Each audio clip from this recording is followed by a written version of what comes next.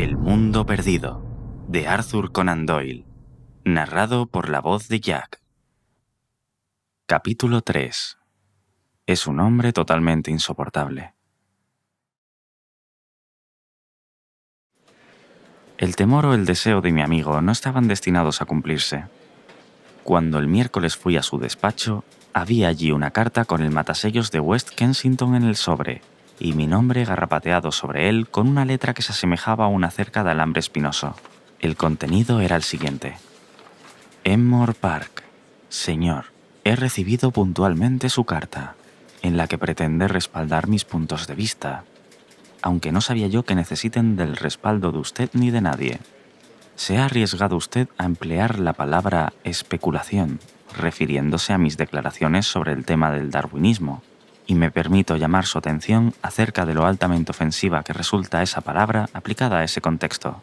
Sin embargo, deduzco del mismo que usted ha pecado más bien por ignorancia y falta de tacto que por malicia, de modo que paso por alto el asunto.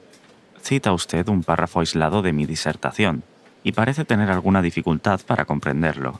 Hubiese creído que solo una inteligencia infrahumana podría ser incapaz de comprender ese punto. Pero si realmente necesita una explicación, consentiré en recibirlo a la hora que me señala, a pesar de todo lo desagradable que me resultan las visitas y los visitantes, de cualquier clase que sean.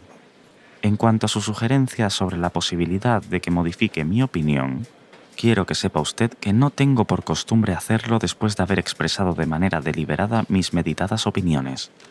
Tenga la amabilidad de mostrar el sobre de esta carta a mi hombre de confianza, Austin, cuando llegue aquí, ya que éste se ve obligado a tomar toda clase de precauciones para protegerme de esa gentuza entrometida que se autotitulan periodistas. Atentamente, George Edward Challenger. Tal era la carta que leí en voz alta a Tarp Henry, que había llegado temprano para enterarse del resultado de mi aventura. Su único comentario fue: «Creo que hay una nueva sustancia, cutícula o algo así, que es mejor que la árnica». Algunas personas tienen este peculiar sentido del humor.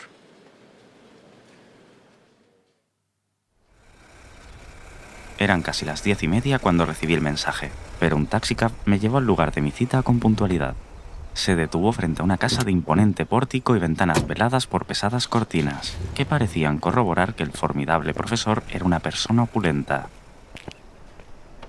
Abrió la puerta un extraño individuo de edad incierta, moreno, extremadamente enjuto y vestido con una chaqueta oscura de piloto y polainas de cuero castaño. Más adelante supe que era el chofer, que ocupaba el puesto de mayordomo cuando éste quedaba vacante por las sucesivas huidas de sus servidores. Me miró de arriba abajo con inquisitivos ojos celestes. «¿Lo esperan?», preguntó. «Estoy citado». «¿Ha traído su carta?». Exhibí el sobre. «Está bien». Parecía hombre de pocas palabras. Cuando lo seguía por el pasillo, me detuvo súbitamente una mujer pequeña que salió de una habitación que luego resultó ser el comedor. Era una dama despejada, vivaz, de ojos negros, que por su tipo parecía más bien francesa que inglesa. «Un momento», dijo. «Puede esperar, Austin. Pasa aquí dentro, señor». «¿Puedo preguntarle si se ha encontrado antes de ahora con mi esposo?». «No, señora. No he tenido ese honor». «Pues entonces le pido disculpas por adelantado. Debo decirle que es una persona totalmente insoportable, absolutamente insoportable. Estando usted advertido, le será más fácil hacerse cargo». «Es usted sumamente atenta, señora». «Si observa usted que se siente inclinado a la violencia, salga enseguida del cuarto y no se detenga a discutir con él. Ya son varias las personas que han resultado lesionadas por intentarlo. Luego viene el escándalo público y repercute en mí y en todos nosotros. Presumo que usted quería verlo a propósito de Sudamérica». Yo no podía mentir a una dama. «Dios mío, precisamente ese es el tema más peligroso. Usted no creerá una sola palabra de cuanto él diga, y créame que no me extraña, pero no se lo diga porque eso le pone furioso. Finja que lo cree y así saldrá del paso sin problemas. Recuerde que él cree que eso es de verdad. De esto puede estar seguro. No hubo nunca un hombre más honrado que él. No espere más porque eso podría hacerlo desconfiar. Si ve que se pone peligroso, realmente peligroso, toque el timbre y mantenga la distancia hasta que yo llegue. Yo suelo controlarlo hasta en sus peores momentos». Tras estas frases tan estimulantes, La dama me puso en manos del taciturno Austin, que durante nuestra breve entrevista había estado esperando como la estatua de bronce de la discreción, y fui conducido hasta el final del pasillo. Un golpecito en la puerta, un mugido de toro en el interior, y me vi cara a cara con el profesor. Estaba sentado en un sillón giratorio detrás de una ancha mesa cubierta de libros, mapas y diagramas. Cuando entré, hizo girar su asiento para quedar frente a mí. Su aspecto me dejó boquiabierto. Iba preparado para hallar algo extraño, pero no con una personalidad tan abrumadora como aquella. Lo que dejaba a uno sin aliento era su tamaño y su imponente presencia. Su cabeza era enorme, la más grande que he visto sobre los hombros de ningún ser humano. Estoy seguro de que si me hubiese atrevido a probarme su sombrero de copa, se habría deslizado enteramente hasta descansar en mis propios hombros. Tenía una cara y una barba que yo podía asociar con un toro asirio. La primera de un rojo encarnado, y la segunda tan negra que arriesgaba convertirse en azul, en forma de azada y cayendo deshilachada sobre su pecho. También su cabello era peculiar, pues tenía pegado sobre su frente maciza una especie de mechón ondulado y largo. Los ojos eran de un azul grisáceo bajo sus cejas túpidas y largas, y miraban en forma directa, rigurosa y dominadora. Unos hombros anchísimos y un pecho como un tonel eran las otras partes de su cuerpo que sobresalían de la mesa, además de unas manos enormes cubiertas de vello largo y negro. Todo esto, y una voz retumbante, con ecos de bramido y rugido, constituyeron mis primeras impresiones acerca del renombrado profesor Challenger. «Bien», dijo clavándome la mirada con la mayor insolencia. «¿Y ahora qué?» Yo debía mantener mi postura al menos durante un breve espacio de tiempo más, pues de lo contrario, evidentemente, allí habría terminado la entrevista. «Tuvo usted la gentileza, señor, de concederme una cita», dije humildemente sacando el sobre de su carta. Buscó mi propia carta, que estaba sobre su escritorio, y la extendió ante sí. «Oh, usted es el joven que no puede entender lo que está escrito en inglés sencillo, ¿no es cierto? Según creo, usted se digna conceder su aprobación a mis conclusiones». «Por completo, señor, por completo», afirmé con énfasis. «Dios mío, eso refuerza mucho mi opinión, ¿verdad? Su edad y su aspecto hacen su apoyo doblemente valioso. Bien, por lo menos es mejor que esa piara de cerdos de Viena, cuyo gregario gruñido, sin embargo, no resulta más ofensivo que el esfuerzo aislado del puerco británico». Me miró fijamente, como si yo fuese un ejemplar representativo de dicha bestia. «Por lo visto se han portado abominablemente», le dije. «Le aseguro que me basto yo solo para entablar mis propias batallas, y que no tengo necesidad de su simpatía para nada. Déjeme solo, señor, entre la espada y la pared. George Edward Challenger nunca es tan feliz como en una situación semejante». «Bien, señor, abreviemos todo lo posible esta visita, que difícilmente podrá resultar agradable para usted y que es indescriptiblemente fastidiosa para mí. Si no entendí mal, usted tenía algunos comentarios que hacer a la proposición que yo adelantaba en mi tesis». Sus métodos dialécticos eran de una franqueza tan brutal que se hacía difícil eludirlos, pero yo tenía que seguir el juego en espera de una mejor baza. Visto desde lejos, parecía algo sencillo. Oh, ¿será posible que mi imaginación irlandesa no pueda ayudarme ahora, cuando la necesito con tanta urgencia? Me traspasó con sus ojos acerados y penetrantes. «Vamos, vamos», urgió con su voz retumbante.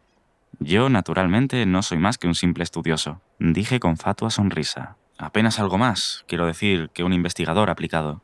Al mismo tiempo, me pareció que usted procedía algo severamente con Weissman en este asunto. ¿Acaso las pruebas generales aportadas desde aquella fecha no revelan una tendencia?» «Eso es, una tendencia a reforzar su posición». «¿Qué pruebas?», hablaba con una calma amenazadora. «Bueno, claro, sé muy bien que no hay ninguna prueba que pueda llamarse definitiva. Aludía simplemente a las tendencias del pensamiento moderno y al punto de vista científico general, si se me permite expresarlo de ese modo». Se echó hacia adelante con gran seriedad. «Supongo que usted sabrá», dijo mientras contaba las preguntas con sus dedos, «que el índice craneano es un factor constante». «Naturalmente», dije yo. «Y que la telefonía se halla un subíndice». «Sin duda». «Y que el plasma del germen es diferente del huevo partenogenético». «Desde luego», exclamé deleitado ante mi propia audacia. «Pero, ¿qué prueba todo esto?», preguntó con voz suave y persuasiva. «Ahí está», murmuré. «¿Qué prueba?». «¿Quiere que se lo diga?», dijo con voz arrulladora. Se lo ruego. Prueba que es usted el más redomado impostor de Londres, un villano y rastrero periodista que lleva dentro tan poca ciencia como decoro. Se había puesto en pie de un salto, con sus ojos llenos de un loco furor. Incluso en aquel momento de tensión tuve tiempo para asombrarme al descubrir que Challenger era un hombre más bien pequeño, y que su cabeza no sobrepasaba mis hombros. O sea, que era un Hércules desmedrado, cuya tremenda vitalidad se había concentrado totalmente en anchura, fondo y cerebro. ¡Galimatías!, gritó echado hacia adelante con los dedos apoyados en la mesa y el rostro proyectado hacia mí. Eso es lo que le he estado diciendo a usted, caballero. Un galimatías científico. ¿Creyó usted que podía competir en astucia conmigo? ¿Usted, con su cerebro del tamaño de una nuez? ¿Es que os creéis omnipotentes, condenados escritorzuelos? ¿Pensáis que vuestros elogios pueden encumbrar a un hombre y vuestras censuras destruirlo? De modo que todos nosotros debemos inclinarnos ante vosotros para intentar obtener una frase amable, ¿no es así? A este hay que ponerlo por las nubes y a este otro hay que echarlo abajo. Gusanos reptadores, os conozco bien. Os creéis tan influyentes que os habéis olvidado de cuando os cortaban las orejas. Habéis perdido el sentido de la proporción. Globos hinchados de gas. Yo os pondré en el lugar que os corresponde. Sí, señor, con George Edward Challenger no habéis podido. Aún queda un hombre que puede dominaros. Os advertí las consecuencias, pero puesto que insistís en venir, vive Dios que será vuestro propio riesgo. Pague la deuda, mi querido señor Malone. Exijo que pague la deuda. Se ha puesto usted a jugar un juego peligroso, y tengo la impresión de que ha perdido la partida. Escuche, señor, dije retrocediendo hacia la puerta y abriéndola. Usted puede ofenderme si lo desea, pero todo tiene un límite. No permitiré agresiones. No, ¿eh? Avanzó despacio, de una manera curiosamente amenazadora, pero se detuvo de pronto y puso sus manazas en los bolsillos laterales de la corta chaqueta bastante juvenil que usaba. Ya he arrojado de esta casa varios de ustedes. Usted será el cuarto o el quinto. Cada uno me costó, por término medio, 3 libras y 15 chelines. Caro, pero muy necesario. Y ahora, señor, ¿por qué no va a seguir el camino de sus cofrades? Yo creo que no tiene más remedio. Reanudó su avance furtivo y desagradable, apoyándose en la punta de los pies, como haría un profesor de baile. Yo podría haber escapado por la puerta del vestíbulo, pero habría sido demasiado ignominioso. Además, empezaba a brotar dentro de mí un pequeño ardor de ira justiciera. Hasta entonces era yo quien desafortunadamente carecía de razón. Pero las amenazas de este hombre me estaban justificando. Le advierto que no me ponga las manos encima, señor. No se lo permitiré. Ah, con que no me lo permitirá, ¿eh? Se alzaron sus negros bigotazos y su mueca de burla puso al descubierto un reluciente colmillo blanco. «No haga el tonto, profesor», le grité. «¿Qué espera obtener? Peso 210 libras, soy tan duro como un clavo y juego centro 3/4 en el London Irish. No soy hombre para...». En ese momento se arrojó sobre mí. Fue una suerte que yo hubiese abierto la puerta, porque si no la hubiéramos perforado. Rodamos por el pasillo como una rueda catalina, hechos un ovillo. Debimos enredarnos, no sé cómo, en una silla que encontramos por el camino y nos la llevamos arrastrando hasta la calle. Mi boca estaba llena de pelos de su barba. Nuestros brazos estaban trabados entre sí, nuestros cuerpos anudados, y la condenada silla irradiaba sus patas por todas partes. Austin, siempre vigilante, había abierto de par en par la puerta del vestíbulo. Y allí fuimos a parar, dando un salto mortal de espaldas por la escalinata de entrada. He visto a los dos Macs intentar algo por el estilo en un espectáculo, pero, según parece, hace falta cierta práctica para no hacerse daño. La silla se hizo astillas al pie de la escalera y nosotros rodamos hasta la cuneta de la calle. El profesor se levantó de un salto, agitando los puños y resollando como un asmático. ¿Recibió lo suficiente? ¡Condenado fanfarrón!, grité mientras volvía a ponerme en guardia. Allí mismo habríamos zanjado la cuestión, porque él estaba desbordante de ganas de pelear, pero por fortuna fui rescatado de tan abominable situación. Un policía estaba a nuestro lado, con una libreta de notas en la mano. «¿Qué significa todo esto? Vergüenza debería darles», dijo. Eran las observaciones más razonables que había escuchado desde que había llegado a Enmore Park. El policía insistió volviéndose hacia mí. «Vamos a ver, ¿qué ha pasado?» «Este hombre me ha atacado», contesté. «¿Ha atacado usted a este hombre?», preguntó el policía. El profesor respiró con fuerza y no dijo nada. Tampoco es la primera vez, añadió severamente el policía, sacudiendo la cabeza. El mes pasado tuvo usted un problema por el estilo. Le ha puesto usted un ojo negro al joven. ¿Mantiene usted la acusación, señor? Me aplaqué. No, dije. No la mantengo. ¿Qué significa eso?, preguntó el policía.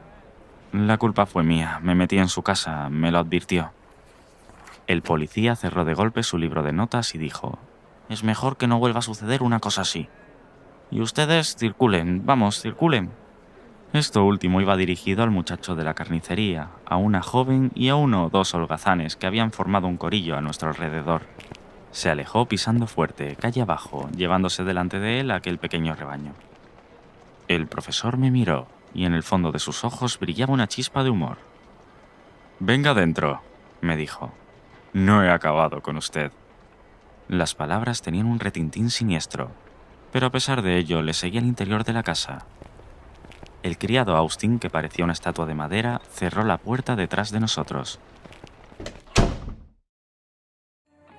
Espero que el vídeo haya sido de tu agrado.